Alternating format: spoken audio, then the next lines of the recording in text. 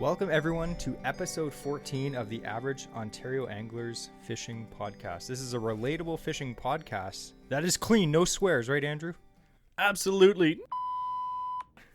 Thanks everyone for joining in again. Like I said, episode 14, and today is a whole episode on one of my favorite fishing lures, the swim jig. We're going to kind of go in depth. Me and Andrew are going to tell you why you must own and fish a swim jig if you live in Ontario. But first, before that, and before we talk about our podcast sponsor of the week, Andrew has the interesting fishing fact of the week, and it better be good this week. He told me it was good, so we'll see.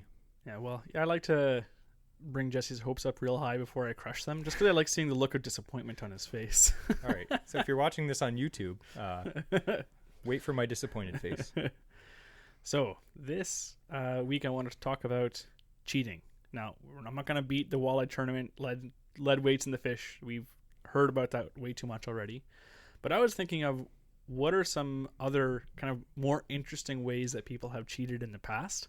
Okay. Specifically in bass tournaments. Interesting. So I'm not sure if you ever heard of these before. So I have three different ones. The first one, which I had seen a short video on, which is kind of why I picked this topic. Elro McNeil in 1983. So this sounds like a cheater. Oh, he was. So this was down in Texas. It took place back in 83. At this time, when it first started, the bass tournaments, you would actually kill the bass. Like, they would have them dead. It was completely fine, normal. So what he did was he bought a frozen bass from Florida. Then he thawed it in his bathtub in Louisiana. Then took it to the Tyler, Texas fishing tournament, and he gave it to a competitor or someone who was actually angling in the event, and they split the livings. They split the winnings. Oh, the winnings. He did this a couple times. He eventually upgraded his truck to have an aerator in it and would transport live bass to these different tournaments for a total of $350,000 of winnings. And that's back in the 80s. This is 83, Holy I believe, smokes. to 85. So in 85, him and three other anglers received fines and 5-year prison sentences. That's crazy. Yeah. Like, that's nuts. Wow. You got some balls to do that. My goodness. Especially to unthaw a fish, because like you've all caught it. So got a fish at the grocery store unthawed. It doesn't look fresh at all. You know why they caught him? Why there's a lot of suspicion? Why? Is because a guy apparently, now this is hearsay, I couldn't find any actual reports on it, but apparently a guy won a tournament but didn't have any tackle in his boat. It's like, well, That's sense. Interesting. Another one is, I don't know if I'm going to say this right, it's Guernsey's 2012 Balwick Bass Club Tournament. This is actually in England. It's an English bass tournament. The winning bass of the tournament was 13 pounds and 13 ounces. It's a big bass. That's a big bass. It beats second place by 3 pounds, which is still, like, a 10-pound bass is a really big bass still. So Matthew Clark, he was the first place winner with that 13-pound bass, and he was posing for the photo after the tournament with the second place winner, Shane Bentley. When Bentley recognized that bass as a specific bass, he had recently been to the St. Peter Port Aquarium and saw that the same distinct markings on the head of that winning bass as he saw on the bass in the aquarium. So the next day he went, inspected the aquarium, couldn't find the fish. He had the staff look, they couldn't find the fish. And eventually Clark confessed to it. He had scaled a cliff, climbed a rope ladder, broke into this aquarium because he had previously worked there, so he knew how to get in. And he took this bass, he took it live. I don't know how he transported this thing down a cliff live. Brought it to the tournament, won, and then he went to return it, but he dropped it and injured it. So he gave it to a fish seller, or sold it to a fish seller, and they just chopped it up. So the guy does a full-out Mission Impossible Tom Cruise into a tank to legit get a bass. Yeah. Oh, you know, that guy. Imagine, that's impressive. He's like, hey, you're pre-fishing for a tournament? Yeah, I'm going to the Bass Pro Shops tank. Yeah. You could win a lot of tournaments by fishing like, in the Bass Pro tournament. All of your bags are 35-pound bags, 4 ounces. Be like, I don't know. 2 fish. And the last one I'll talk about is a short one. This is in 2020, so pretty recent. Oh, okay. It was a Texas kayak tournament. His name was Brent Taylor. So I'm sure you know that in kayak tournaments, they don't have like the big weigh-in at the end. They often have a bump board. And so you take a photo on the regulated bump board you have to have for the event. Which is a bump board is basically a measuring tape. A measuring tape on a plastic trough, basically, you put a fish on. Yeah, I have one, yeah. Yeah, so the way he cheated on this was he had a severed tail of a fish. And so he would have the fish laying on the bump board and then put the tail to make it look like the fish is longer, then cover that part with his hand and then take the picture. So you'd have like the severed tail sticking back an extra inch or 2 inches with your hand covering the cut portion of it, so you couldn't see it lying on top of the other bass. So that's what he was doing. And then he was under suspicion, and they found that out because all his bass had the same tail. And then they inspected his kayak, found a severed tail, and you know what he said? He found it in the lake and is going to return it after the tournament. Weirdo.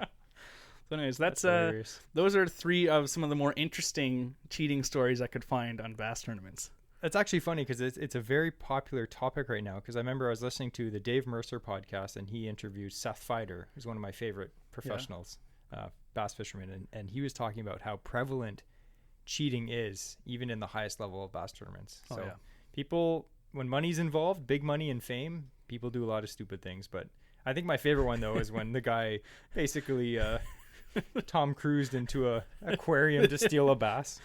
It's like, sir, that's not a largemouth bass. That's an Atlantic grouper. It's like, oh, my bad. They all look the same at dark. All right, I'm going to give you a rating for that. The interesting rating is going to be pretty good because that was pretty interesting. It was also more entertaining than interesting. So I'll give you a solid 87.5 out of 100, which is pretty good. That's like, that's an A grade. That's more than 10% more than last week. So I gave Andrew an 84 last 74. week. 74, sorry. And then my dad actually messaged me on YouTube and was like, I think Andrew deserved a 75. So I'm sticking with 74. It was okay. This week, a lot better. Good job. Thanks, Mike. I like when my dad's on my side for once. Not. So before we start on our main topic of swim jigs, we'd like to talk about our podcast sponsor for episode 14. And again, every week we're like, wow, I can't believe we've gotten this far. But it's funny. We're actually, when we first started this podcast, we sat down in a Tim Hortons and we wrote up kind of a plan for the first 15 or 16 podcasts. And we're like, oh, wow, that seems like so far in the, like to get through that money, like we won't even have to think about doing the next ones. And now we're at that point where we're writing up the next 2 or 3 months of schedules. And it's just insane how fast this has been going. But this one I've been looking forward to for a while because, like we said, swim jigs. Love them. But we bumped into Brendan from The Perfect Jig, who is our sponsor of episode 14 at the Spring Fishing and Boating Show. And he stuffed this kit in my bag. It's his like flippin' kit. It comes with everything. We're going to talk more about that after. And for those in the audience, in the Audible audience, there's some good value in there. We're going to go through what's in that kit. But if you have this kit and you're fishing for largemouth or even smallmouth or pike, you're set. It has everything you need. Yeah, it's a really nice kit. It's really good value. But I'm just going to tell you a little bit about Perfect Jig. A lot of you probably have fished with Perfect Jig's products. And if you haven't, we're just going to talk a little bit about him. So I've met him many times. Super nice guy. Brendan, he's an accomplished bass angler. Mm-hmm. How accomplished? A lot of people are like, I'm an accomplished bass angler. Well, he's actually won more than 20 Canadian titles and tournaments. Did you know that? I didn't know he won that much. I know he's a like, hammer in the field, but he's a hammer. Cool.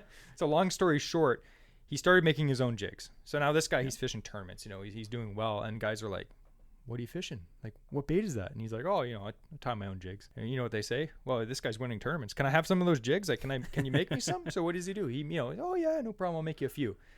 And it quickly snowballed. So the guy's making a few jigs here and there. All of a sudden, boom.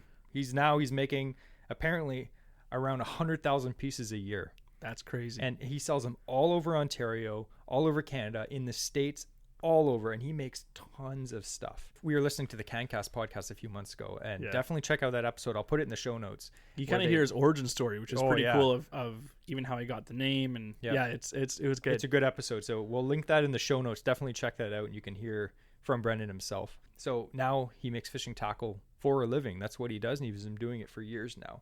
And we're going to go more into what he makes, but he makes everything. If you go on his website, which I highly recommend you do, unless you don't want to spend money. He makes tons of jigs, arky jigs, punch jigs, tungsten, finesse, football, marabou, Ned heads, plastic, chunks, craws, beavers, stick baits, tubes, Neds, gobies, swim baits, everything. Like if you're fishing bass, he's got it. And he's always bringing out new product, which is cool. He has his own jig heads, swim bait heads, down spins, tube heads. I can't even read my writing here. You read that list like a disclaimer at the end of a commercial. Flipping weights, punching skirts, hooks. If you're reading this and you don't catch fish, you can't sue us. Something's wrong with you. And he has frogs too, but we're going to get into more of that. But basically, he has a lot of stuff. Like he says that he's the one-stop flipping shop, and he literally is. He sells everything you need to go the amount of colors he has and color combinations in all of these jigs too is insane. Like and like we said with other brands, where like when you buy from local guys, they know what colors work well, and you get some really cool colors that maybe work specifically good on certain lakes. But we're gonna go more into that giveaway after. We're gonna get right into our main topic of swim jigs. And I'm all like giddy because like I love swim jigs, and I actually it's a triumph for me because I got Andrew into swim jigs, and I love that. Recently, I think my first swim jig I used was last year. Lost it pretty quickly on a pike. Yeah. And then I got a couple more this year that I'm definitely going to be putting more to use than I have in the past. It's always great when you love something and your friend's like, and then you get them onto it and they're like, I love it. And you're like, I knew it. Haha. All right. So why would you want to fish a swim jig? Here's why. They're one of the most versatile lures that you can own. Now, if you already fish a swim jig, you're probably just like nodding your head. Like, yeah, I agree with that. If you've never fished a swim jig, you're probably like, well, what the heck is a swim jig? It just looks like a jig. And the reality is, it is a jig. And we're going to talk about that. But they're super versatile.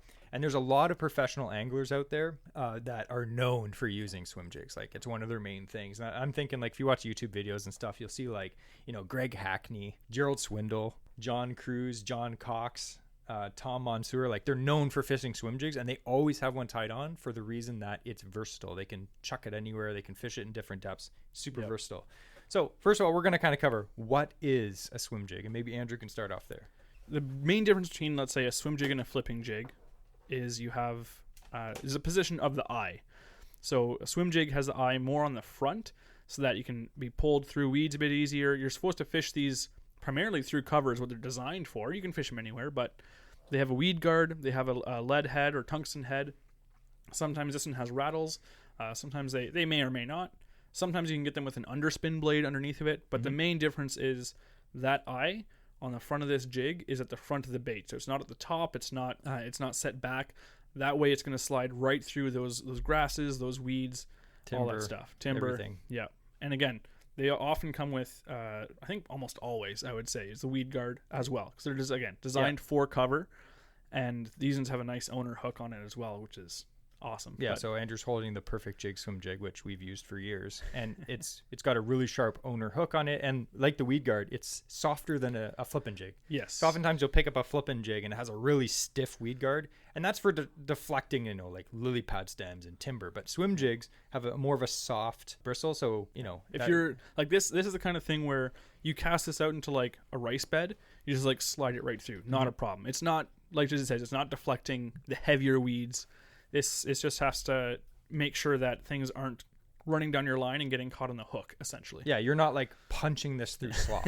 Okay, so that's a swim jig, and we're going to get more into like in-depth sizes, hooks, weed guards, all that kind of stuff. But you need to be fishing a swim jig for this reason, okay? Like we said, they're versatile. Like Andrew said, they're extremely weedless. And I'm always like flabbergasted by how thick of weeds you can actually get a swim jig through when you cast it out and you're reeling it in. And as long as you keep reeling in and the weeds aren't just fully matted up, the swim jig usually comes out without any weeds on it. This is as weedless on a steady retrieve. Like I say, you put a paddle tail on this, cast out, retrieve. This is as weedless as a Texas rigged worm. Yep. Like it just glides right through. Yep. And another reason you should use a swim jig is because they're very multi-species. Now, like you might think, oh, it's a largemouth bait. You catch smallmouth on them. You catch muskie on them. Pike. He slays pike on it. Yep, very good for pike. And you caught what on it one last week? Yeah, I caught a nice walleye on one. You caught a walleye on a swim jig. So like, I think the main thing that people, when they see swim jig, they think, oh, it's a largemouth bait. And it's just like, that's in their mind. It's like, no, it's a jig. It's a swim bait or whatever trailer you put on with a weed guard. Don't think of it as anything different. It's just weedless. So we're going to go in depth a little bit now about kind of like if you're looking to get some swim jigs, because you obviously should. So they come in a lot of If you different don't want sizes. one now, you will later. Yeah. It's like they work in weeds, but that's not all. Here's what else you'll get. So they come in a lot of different sizes. Generally speaking, we're not going to go super in depth, but generally speaking, the most popular sizes of swim jigs is 1/4 ounce, 3/8, and half. Those are the most popular sizes. Yeah. And they come in different types. So you can get finesse swim jigs, you can get compact finesse jigs, you can get heavy cover swim jigs. So there's all kinds, and it's going to really depend what you're fishing. Like say like I'm fishing, a lake that doesn't have a lot of thick, weeds. I'm probably going to use a finesse jig or something without a big flipping hook. Like, those heavy duty swim jigs are designed for fishing in heavy cover for big fish. Yeah. They have a really thick gauge hook on them. And oftentimes if you're fishing maybe up north, that's not necessary.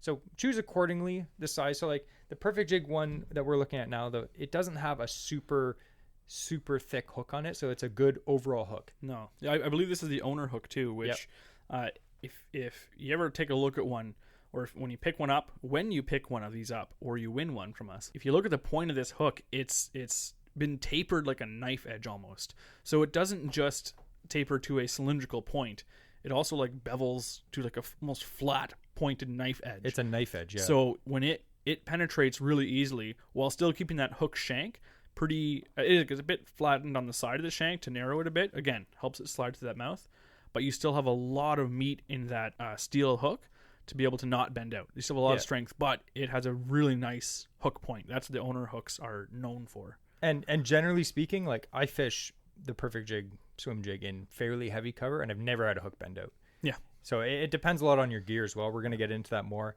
So an example of a jig with a heavy duty like hook is a Strike King Hack Attack, the Greg Hackney heavy cover swim jig. And if you notice, the hook is just it's a gaff. Yeah. It's a big 5/0 thick wire hook. Only use that if you need it, because you will get better hook penetration with a thinner hook. I'm not saying use a thin hook. I'm just saying use a normal hook if you can get away with it. You don't want to be using... That's the thing. You can get away with, let's say you're fishing open water, you're not going to want to use a heavier rod. You're going to have better playability.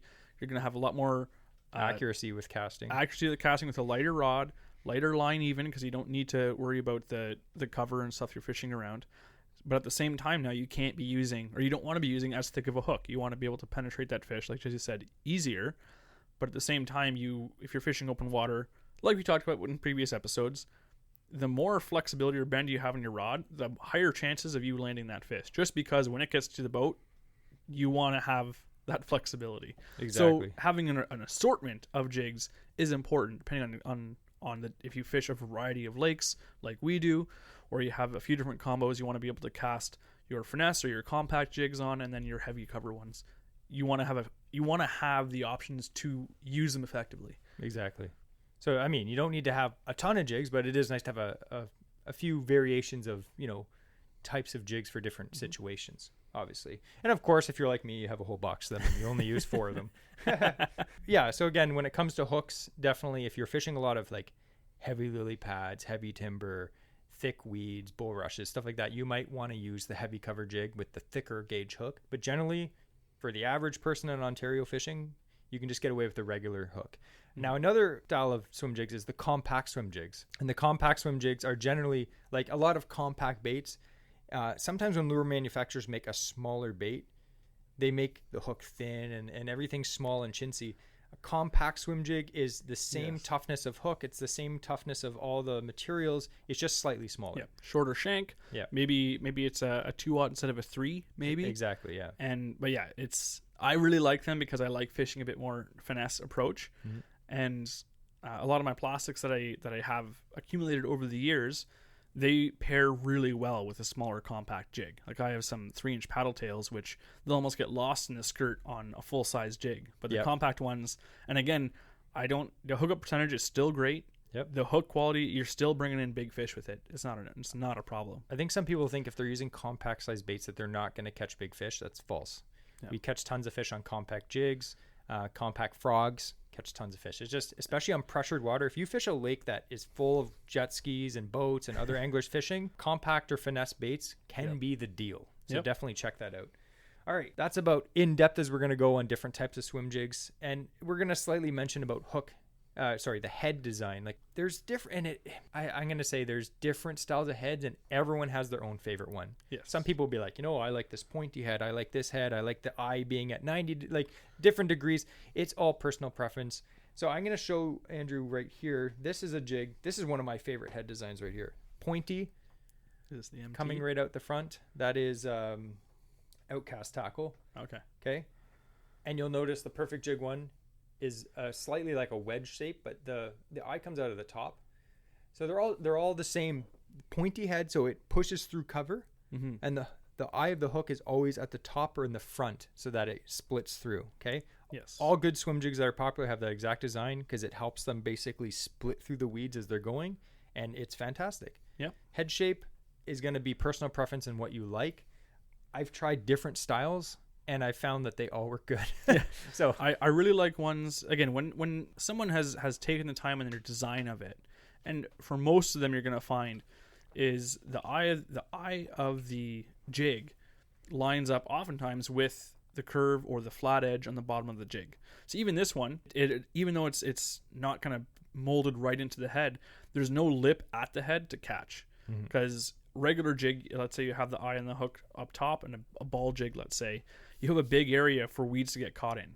So a lot of the manufacturers, they'll have it like Perfect Jig does here, is they'll have it on a specific angle, and any weeds that get caught in the front of your line are coming down, and they just glance right off the bottom. Yeah, they just slide right off. You don't want anything to get caught between the lead and the eye of that hook. So that's what you're going to find on most jigs, or most swim jigs anyways, is they've thought of that. But that's something for sure to look out for. If you're perhaps going for more budget model, you might have some issues with always having to clear weeds off your supposedly weedless bait. Yeah, and that's the main reason you're using a swim jig, is for the ability to cast it through weeds. Yeah. So again, the Perfect Jig, again, we've been using them for more than a few years. Great designs, great color, great jig in general. Can't go wrong with that. Head weight or weight of the jig, 3/8 is standard for me. Yeah. I actually bought a bunch of 1/4 ounce this year just for fishing really skinny water, which we're going to be doing really soon because bass season opens like right in a few weeks. But 3/8 for me, like 1/4 is for shallow water, 3/8 does everything, and then 1/2 ounce is like if you want to get a little bit deeper, you're good. So now we're going to get kind of into color very briefly. Okay. And we're going to keep it as basic as you can. And Are we going into techniques on fishing? Yep. Okay, cool. Yep. I was going to mention something, but I'll wait. I'll be patient, just like all the listeners will have to be now too.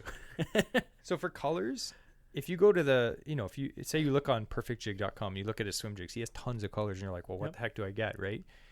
There's a few basic colors that I would recommend to anyone. And when I worked at the tackle shop, you see certain colors that sell every year, and you're like, okay, those are the colors that work, obviously. Yeah. So you cannot go wrong anywhere in the country or in the US or anywhere with green pumpkin. Some kind of green pumpkin with a green pumpkin trailer. Yep. You can't go wrong. It imitates so many things. If you kind of reel along the bottom, it looks like a crawfish or a crayfish. If you reel it through, it looks like a bluegill swimming. It could look like anything. It's just such a natural color. Mm-hmm. Everything in nature tries to camouflage so that it doesn't get eaten.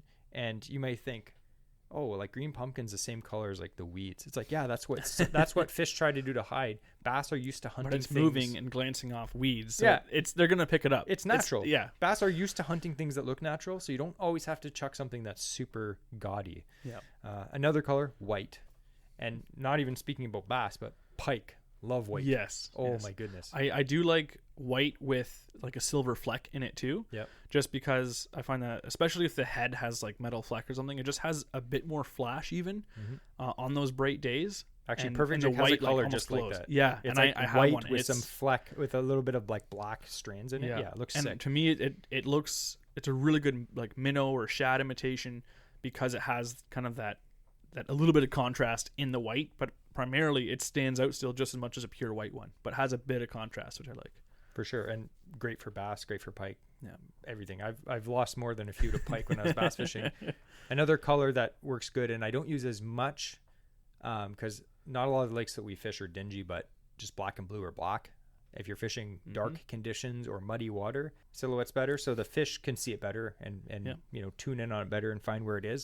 So that can be good. And then generally speaking, I find myself buying usually green pumpkin, and then kind of a slight variation would be some kind of a bluegill pattern.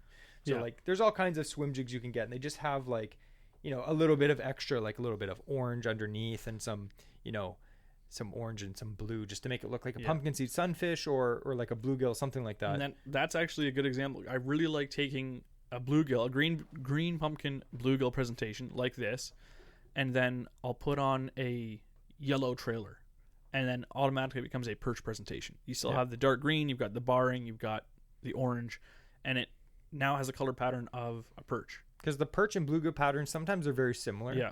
And there's a lot of Perfect Jig obviously has one of my favorite colors, which is like, I forget the exact color, but it's a bluegill or perch color that looks pretty crazy. It's got like some bright orange and some bright blue in it, and it looks just like a pumpkin seed sunfish. Yeah. And especially early bass season, when the bluegill are on their beds, the bass that have just finished spawning are kind of hanging around still, and they will hang around the weed edges and wait for these bluegill to not pay attention and then just swoop out and eat one. Yep. And that is a good time to be fishing a bluegill colored swim jig.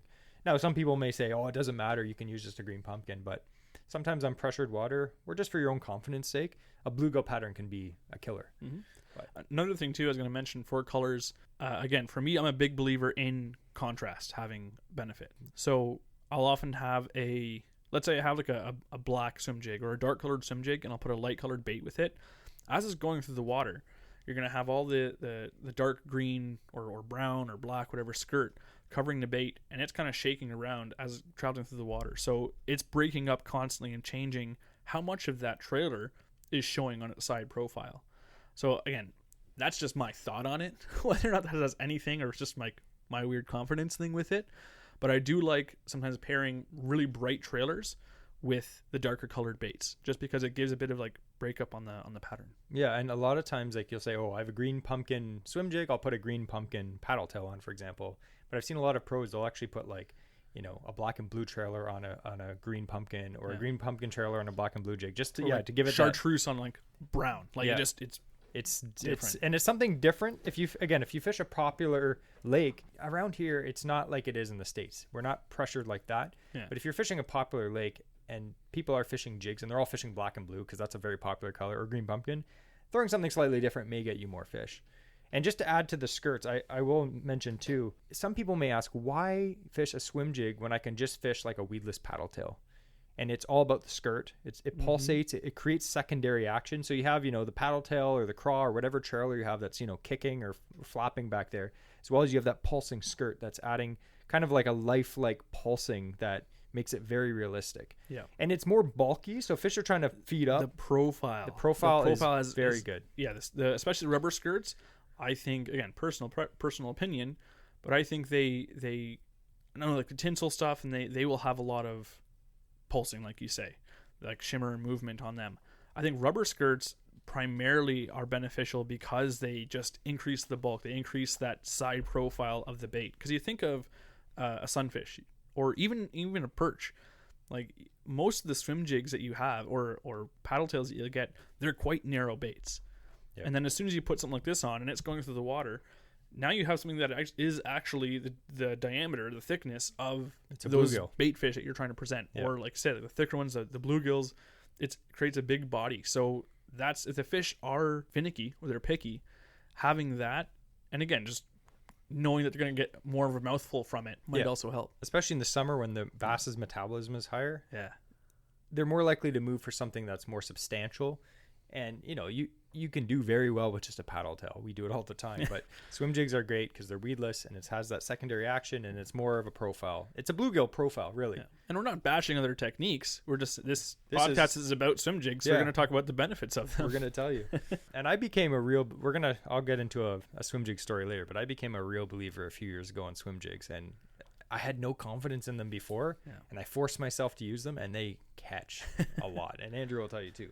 So now we're going to get into trailers. The three basic trailers that we're going to talk about, you could put anything on the back of a swim jig, but we're going to talk about swim baits, craw baits, and creature baits, which are basically the main ones that we use. Mm-hmm. So which one is your favorite? I would have to say I like a paddle tail. I like a swim bait because when I fish like a half ounce, again, half ounce is for me, I like it because when I'm fishing shallow, it's on the bottom. So if I'm fishing shallow, it's often, through a rice patch on sand bottom or mud bottom. And I'll cast out and I'll reel it slow, and this paddle tail is just thumping behind, and it looks like something just rooting its face down into the sand bottom, and fish will just annihilate it because it's a small fish that's not expecting. I always think of how it's presenting as naturally as possible, but here's an unsuspecting bait fish that is oblivious to its surroundings, just rooting around for worms in the bottom like silt. Yeah, that's just going to get smashed. So for me, I would have to say it is a paddle tail because open water provides nice action, and when it's down on the bottom reeling slow, you get the right trailer. It has a lot of like thumping action still. Yeah, and they're probably the most popular trailer. Followed second by craw trailers. And like I fish with a few guys that they love the craw trailers on chatterbaits, on swim jigs. I feel like bass aren't that smart. So if a bass sees a swim jig whip by them and it's got a craw on the back and they're like, I've never seen a crayfish swim that fast near the surface, they probably don't think it's a crayfish. No. It's just a swim jig with floppy tails on the back. It probably just looks like some weird sunfish to them. But really, for me, I view a craw bait as more like a double twister because it's just two flopping things behind the bait. Yep. But we're going to talk a little bit about paddle tails. Andrew's telling you why he likes them. So one really nice paddle tail is actually in this kit that we're giving away, or that Perfect Jig is giving away.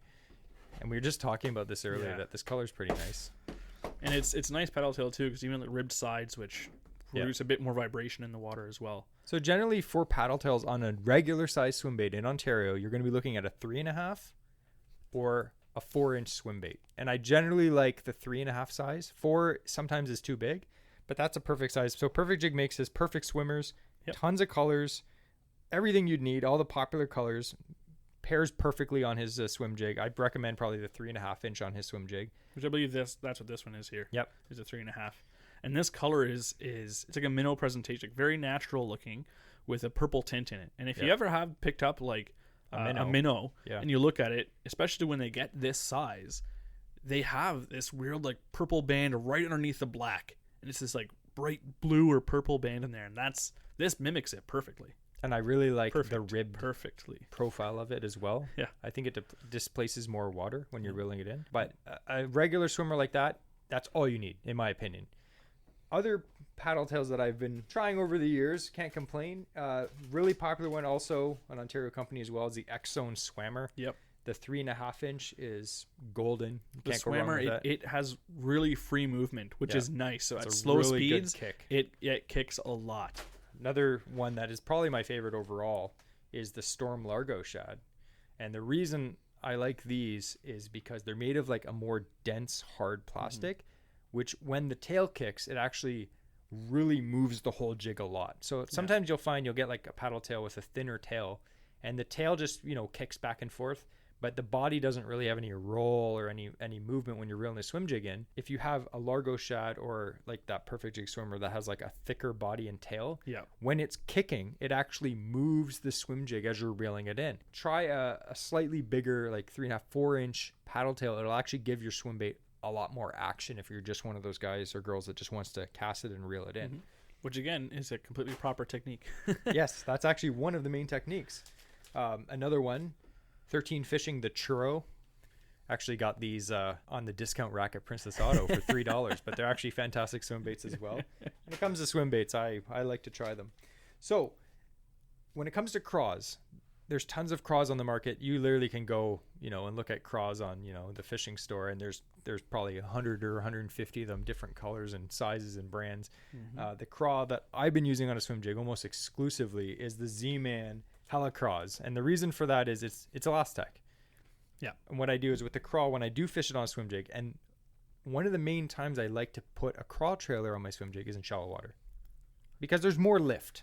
Yeah. So if I'm fishing like really skinny water, like 2, 3, 4 feet, it provides a lot more lift than a paddle tail. And what else is in that really shallow water besides bass? Muskie. And also panfish. True.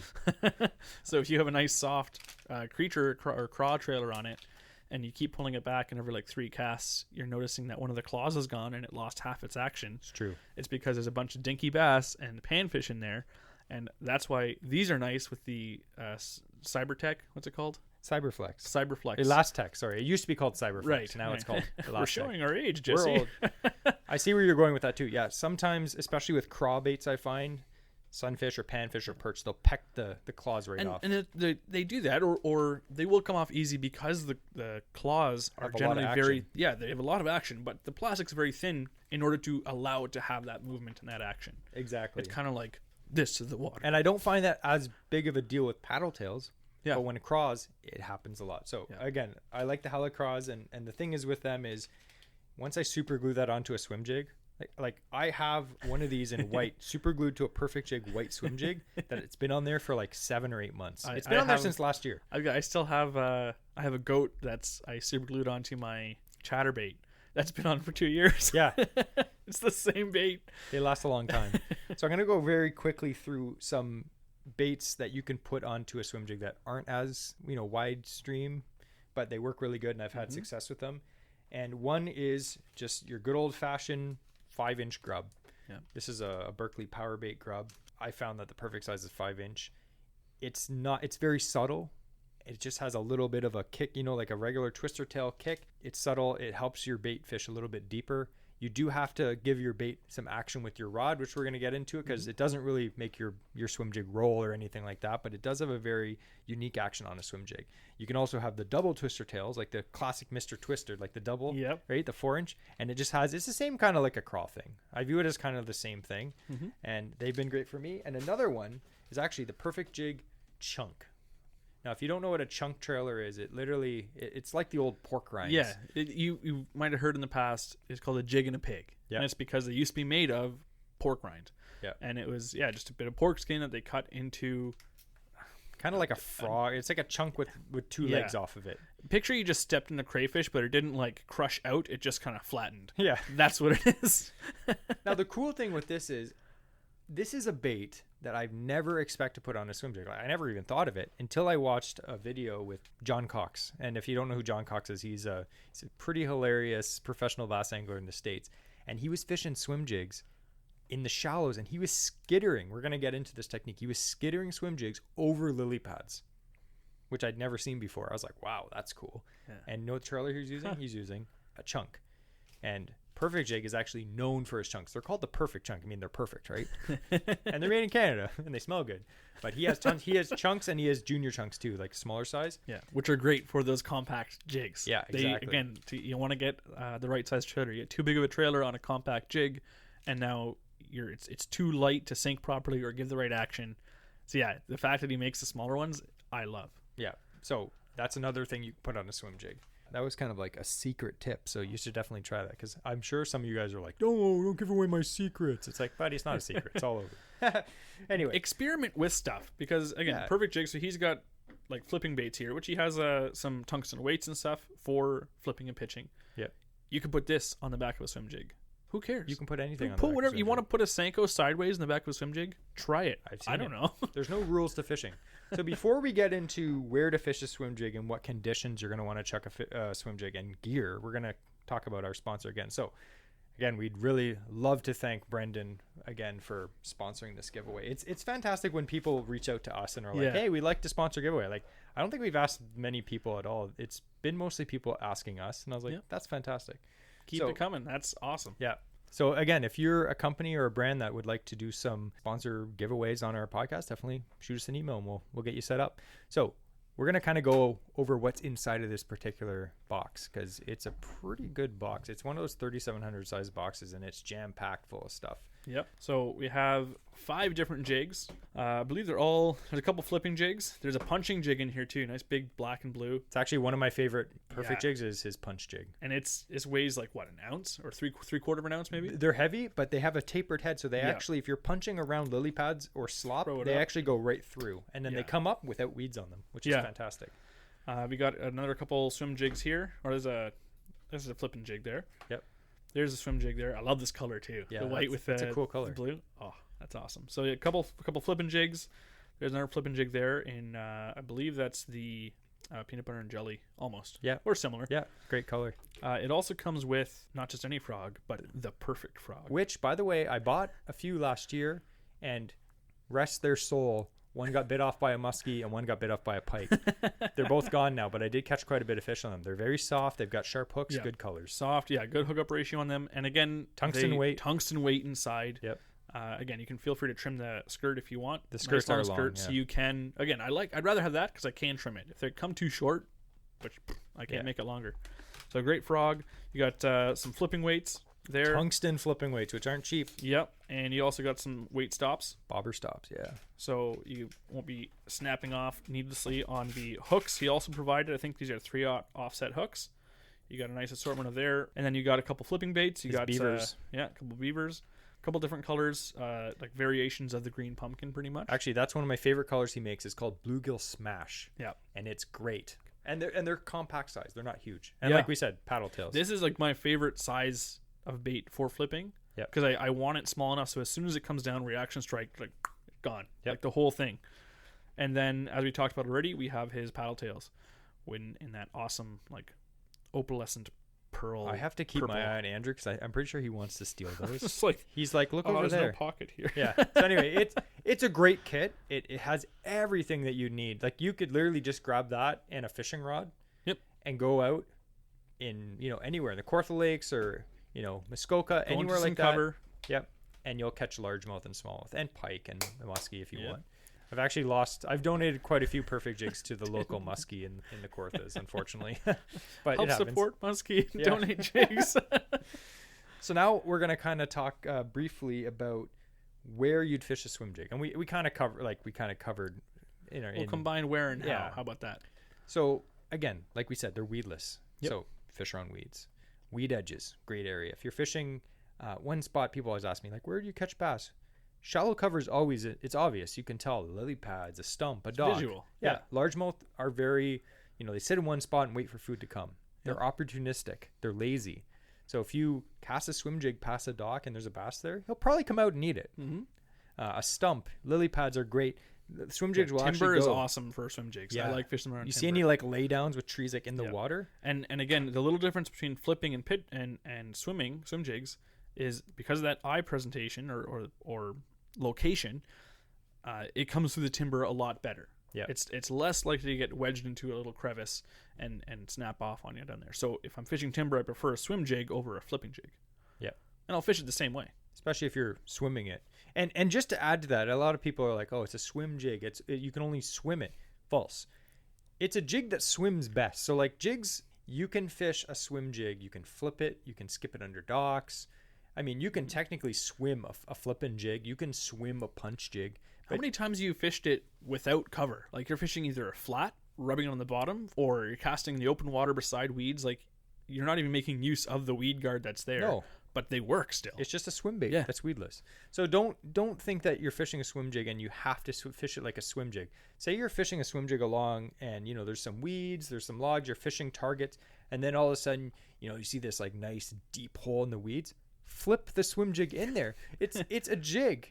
I gotta grab my other rod better and than a flipping jig, but it's best at swimming. But it can also do all those other things too. It may not be the best at it, but it can still do it. The great thing too is if you're fishing an area that has, let's say, the weeds only come up not to the surface, or there's only like sparse surface weeds, but there's more below. And you're fishing this, you're swimming it along above these weeds, let's say, and then you see a hole. Stop reeling, have it drop down into the hole. It's like you just flipped that hole and pull it out. Exactly. That's actually one of the best ways I find to fish these, because you're doing two techniques and covering more water at the same time. Exactly. And that's the whole thing we said, versatile. You can literally put a swim jig on and go down the bank. Say you're a bank angler, you just walk along. As you're walking along, you don't have to change baits all the time. That one bait will do so many different things. Or say you're in a boat or a kayak or whatever, just go down the bank and fish, or down a weed line. You don't have to keep switching baits. That one bait will do everything. You can flip it, you can swim it, you can drag it on the bottom. You can do whatever you want with it. Remember, there's no rules to fishing, unless you're talking about the regulations, which we dealt with last week. So what conditions? Now, again, this is generalizing, but you may say, and I've had a lot of people ask me this, especially when I was at the fishing store, when do you use a swim jig? When do you use a chatterbait? Because they're the same thing. A chatterbait literally is just a swim jig with a blade on it. So generally speaking, this is generalized. If the water is slick, calm, I use as aggressive bait as possible. Yeah. No. So if it's slick, calm. Oh, sorry for steering you wrong, everyone. Yeah. Don't listen to Andrew right now. He's crazy. Yeah. So if the water's slick, calm, a slightly more finesse technique is better. Like a swim jig is literally, it's a finesse-y technique. It is a power technique, but it doesn't, a swim jig just, it's very natural. It doesn't have a lot of flash. It doesn't have a lot of vibration. It's just very natural. And when the water's slick, that's what the fish want generally. So when I talk oftentimes about fishing finesse, it doesn't always mean finesse size.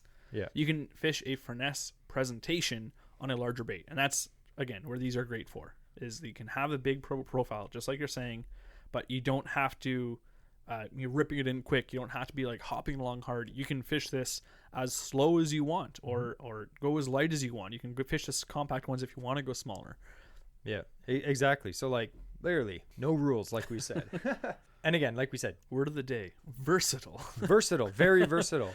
And like I said, chatterbait, if the water's kicking up a little bit, there's a little bit of wind, chatterbaits can be fantastic. And they are not as weedless because they don't have a weed guard. Some of them do, but generally chatterbaits are good to fish around cover, also ripping through cover. Swim jigs are not exactly the same as that. So you kind of fish them in slightly different areas. Yeah. But definitely try a swim jig. If you don't own one by now, buy about 4 of them and say thanks to me later. We're going to briefly talk about gear, because I could go on for a whole hour about talking about what swim jig rod you should own, because I have a few different rods that I've tried, but we're going to keep this basic.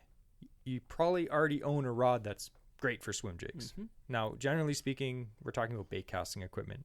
We'll talk about spinning gear in a sec, but for me, I think the most versatile rod that you can own for almost any lure is like our generally what we say medium heavy, a 7 foot medium heavy, a 7 foot to 7'3" medium heavy. Yeah. If you're fishing from a boat and you want to cast a little bit farther, sometimes some guys like 7.5 footers, but generally speaking 7 to 7'3" is perfect. I would say that contrary to perhaps other times when you say that's the great general rod to always have in your boat, I would say personally that would be my first choice rod for fishing swim jigs. Yeah, like that is perfectly paired with them. It's perfect. Yeah. And a lot of guys, if you watch they'll have like, a swim jig signature series rod, or what rod they prefer. If you watch, different reviews and stuff, a lot of the rods I find, again, it's all personal preference. Some guys are like, oh man, I like this heavy power rod and 50-pound braid or heavier, and they're fishing around, heavy cover. That's fine. Yeah. But generally speaking, a medium heavy is fine. If you have braid on it, you might want a rod that's a little bit more of a tip, like a moderate fast instead of a fast. Or tie on a mono leader. Exactly. Or fluoro or leader fish fluorocarbon. Yeah. So you do need some stretch somewhere. So it's either got to be in the rod or the line. So if you are using straight braid, you may want a rod that's more of a parabolic action. And again, that's anything that has oftentimes a single hook, but anything that has a heavy weight that the fish can use to its advantage. So that's what we were talking before about fishing like a lighter action rod when you don't have to fish around cover. When it gets close to that boat and you have your rod stiff, tight, that line is no give, and they have this, let's say a jig in their mouth, they have a half ounce of weight that they can just throw around and twist that hook right out on a single head shake and gone. Yeah, and if your rod's not constantly loading with the fish's head shakes, if you want something with elasticity to just keep even tension, so even if they're shaking, it's always holding that bait in their mouth. Exactly. And again, it could be the rod, it could be the line, it could be a combination of that. You're going to have to experiment, but generally speaking, if you're using, like we said, a 7 to 7.5 foot medium heavy, we're going to get into line in a second, but we'll get into it right now. I got the line right here. Now, I've tried tons of different combos. Fluorocarbon is expensive. If you kind of want to learn more about fluorocarbon, we have a podcast about fishing line, and I'll link that below. But the main types of line you're going to use for swim jig is either braid or fluorocarbon or a monofilament. So fluorocarbon is clear. It's invisible to fish, basically. Same with mono is fairly clear. It has stretch to it. So if you're using a stiffer rod, fluorocarbon or mono could be the deal. Now, if you're fishing in heavy cover, you're probably going to want to use braid. So I generally start at 30-pound braid. But again, it depends on your cover. If you're fishing heavy cover, but it's timber, I would want something personally that has a bit more abrasive resistance. Exactly. So you might want to go up to like a 17 to 20-pound fluorocarbon. Yeah. So to start with fluorocarbon, I'd start at 15. Yeah. Generally, 17 to 20 is if you're fishing around heavy timber or even heavy cover, generally, like docks. If you're going with braid, I'd definitely go with 30 to 50-pound braid. 30 is a little on the thin side, but if you're fishing really heavy cover, I'd jump up to 40 to 50. And one thing I'll notice is... So far, I agree with all this. Yeah, like that's the basic information there. Seth Fighter, one of my favorite fishing pros, he always uses a lot of heavier baits mustache on medium... buddy. Yeah, on medium heavy rods. And he'll always say in his videos, if you put braid on a medium heavy, it bumps it up half a power. So remember that if you're fishing swim jigs and you're like, man, I'm fishing heavy cover, I only have this medium heavy, that's fine. If you have braid on it, it's almost a heavy. Yep. Don't worry about it. Now, if you just have spinning gear, you can still fish a swim jig, no problem. Andrew did it last week. On a medium light, it was a more of a finesse hook, a thinner gauge hook, so it still worked. But I was fishing 10-pound braid with a fluoro leader and a medium light spinning rod for walleye. Again, I was limited in what I had with me. Not ideal, but it worked. We broke off other jigs that we were using, and I was like, this is the next best thing I have to fish this way. Yep. And it worked still. So generally, I'd say you'd want at least a medium or medium heavy spinning, and I'd probably load that with 15 to 20-pound braid with a leader of some kind, probably 10 or 12-pound fluoro mono, something like that. Again, it doesn't need to be complicated. It's a jig. You're just literally you're reeling in a jig. Yeah. And primarily, I would say it's not so much the weight of the jig, or oftentimes so much the cover will change. If you're fishing heavy weeds or something like that, you're gonna want heavier line to be able to, and a heavier rod to pull it out. But I would say primarily, I would first focus on the kind of hook that you're using to the rod pair you're using. If you have, again, like we talked about earlier, if the hook is too thick, and then I also ran into another issue, I tried another jig, and of course it's I knew it was a flipping jig, or it was a bucktail jig, and I was not getting the hookup on it that I could have been. Yeah. But again, we were limited in what we had with us. We were backpacked in, but there was too light action of a rod, even with straight braid to it, was still too light to get penetration on that thicker hook. So that's the first thing you'd want to look at in setting up your combo, in my 100%. So say again, if you're an angler that is just using spinning gear, you might want to check out the compact finesse style swim jigs, and that will be fine because they're thin gauge hooks. Not thin, they're thinner, but they're very sharp, easy to set the hook with a spinning rod. Because I would hate for someone to be listening and be like, oh, I have a spinning rod, I want to try this, and they get these heavy nice cover swim jigs, and then they have no success, they miss fish. Like, honest mistake, sure, but look for one that was suited for your power of rod. Exactly. And just to end kind of the swim jig thing, again, we highly recommend them. They smash fish. Just a quick story, because I wanted to mention the story. I was fishing last year, and it was like a week after bass opener, and the fish were still in the post-spawn funk. You know, they just get all, annoying after they spawn, and they don't want to bite. I was fishing this day, and I was up on one of the Kawartha Lakes, and it was slick calm, like sunny, bright blue skies, just the worst day to go bass fishing. Like super hot, and I was like, oh my goodness. And like I had a chatterbait tied on it, and I was like, it's slick calm, this isn't going to be good. The lure's too aggressive. So I tied it on a swim jig, perfect jig. It has this color called brown pumpkin, something like that. It looks very bassy. You look at it, you're like, oh, bass is gonna eat that. And I put on. It looks like a crayfish color. Like it. Oh yeah, yeah. It's a nice color, and I had such a good day on it. It made me so much more confident. Like I was pretty confident in them before, but after that day, I caught a bunch. Like I was just fishing weed lines and in shallow water and all these different situations. I had a great day until a muskie bit me off. But we're gonna go through quick before the end of this podcast a few other swim jigs that are really cool. So again, we 100% recommend the Perfect Jig one, and we're not even just saying that because he's our sponsor. We have been buying them for a few years. Yeah. And quite a few of them. So Andrew has there the Perfect Jig one, so that's a good one. We're gonna go through these quick. That is a Freedom Tackle right there. Freedom Tackle swim jigs are pretty nice. They're actually very reasonably priced too. Yep. That one that you have there is the Outcast Tackle heavy duty heavy cover swim jig. It has a slightly bigger hook. The one that we were mentioning earlier, this is the Strike King Hack Attack heavy cover swim jig. It's more of a heavy cover swim jig, obviously. This is the Z-Man Snakeheads. Mm-hmm.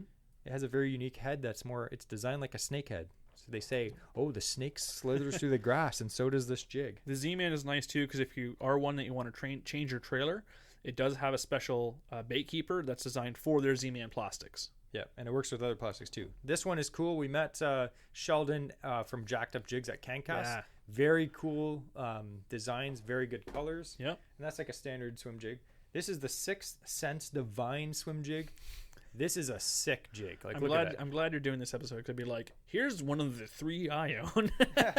This is a Weapons of Bass Destruction swim jig. I like the head design on this. It has a slightly, not a huge hook compared to those big flipping hooks, but I've had good success on those. This is one that I got at Dollarama for $2. No name. This is the Evergreen Grass Ripper swim jig. These are really nice. Yeah. More of a premium swim jig. If you don't like spending $12 on a swim jig, you might not want that one. And another cool swim jig, which I just picked up, I haven't tried it yet. This is the Berkeley heavy cover swim jig. Yep. It's got a very interesting head design. Very cool. And it's got the power bait flavored skirt. So there's definitely options. As you're seeing here, there's so many options of different swim jigs you can get. Again, we like to buy the local ones as much as we can. I do like trying a bunch of other ones. I'm not going to lie, but a lot of the ones that I just mentioned there are made in Ontario. Yep. Check out our Instagram post. I'm posting, it's probably going to be there already. There's a swim jig post with all of the swim jigs that I mentioned, as well as which ones are made in Ontario. So definitely check that out. And again, if you're watching the show on YouTube or on Spotify or wherever you're listening to it, in the show notes is going to be links to all of the cool Perfect Jig stuff. And we would just like to mention, at this moment, we have passed a lot of downloads for this podcast. So it's been amazing. We have been very, very happy with the amount of downloads, and it's been crazy. Like, we've been getting lots of messages from you guys and girls, and people, reposting our giveaways and stuff on Instagram. It's been fantastic. And every download that we get and every view on YouTube, it really helps our channel grow. It means so much to me and Andrew. And we've kept this podcast so far ad-free. There's been no ads. And we've done this despite monthly costs. Yeah. Obviously, there is costs, and not even to mention all the time that goes into editing. So or the equipment we bought outright to begin with. Yeah, there has been a lot of expense up front. So as a few people requested for us to set up a Patreon link, I was kind of against it at first because I was like, I don't really want to do that.